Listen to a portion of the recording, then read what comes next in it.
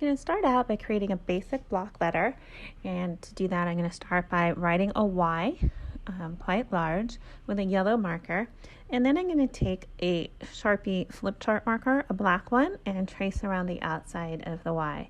And there's your basic block letter, so you can stop there if you just want a very basic, simple block letter. But now I'm going to embellish it a little bit by using some wavy lines around the edges to just give it a little bit more interest and personality and create a sense of movement. As you can see, I started out on the inside of the Y at the top part on the left, and then I went on the outside at the bottom, and now on the inside on the right side of the Y at the top. So on this particular letter, on the inside, I was using the inside of the letter on the top, and then the outside of the letter on the bottom. So this is there's so much room for experimentation and creativity when it comes to block letters, especially when you leave them hollow inside. You can play on the inside and the outside. You can play around with the kinds of lines you use. There's so much room for fun and creativity. And as I've mentioned in pretty much all of, I think every single video, how important it is if you're creating things to be read from a distance, how important it is that they are bold and dark and thick so that they can be seen. The yellow on the inside of the Y that I started with, it will disappear from a distance. So the way we're using it here, that's perfect. That's exactly what we want. We don't want that Y to be seen from a distance.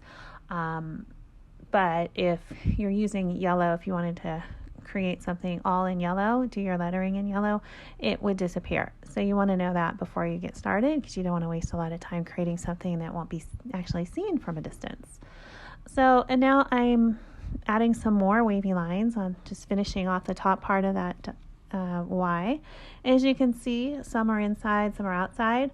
There are no rules here. So you can experiment around, try different things, see what you like, what you prefer, what looks good for however you'll be using it, whatever word you're writing.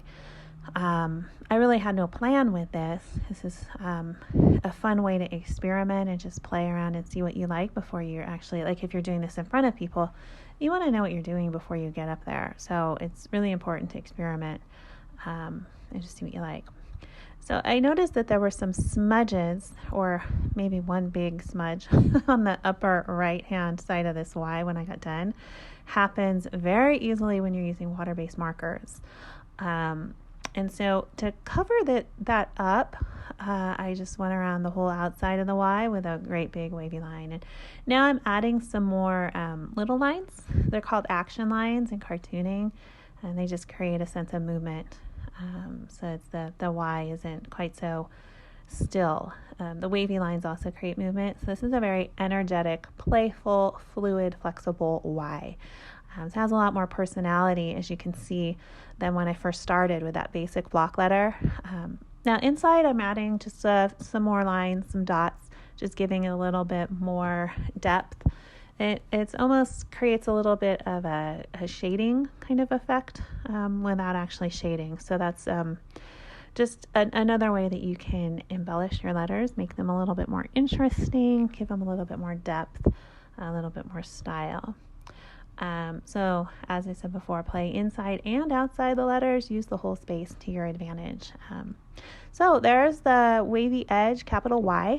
Hopefully that gives you some ideas, a little bit more information that you can play with and create some fun letters of your own.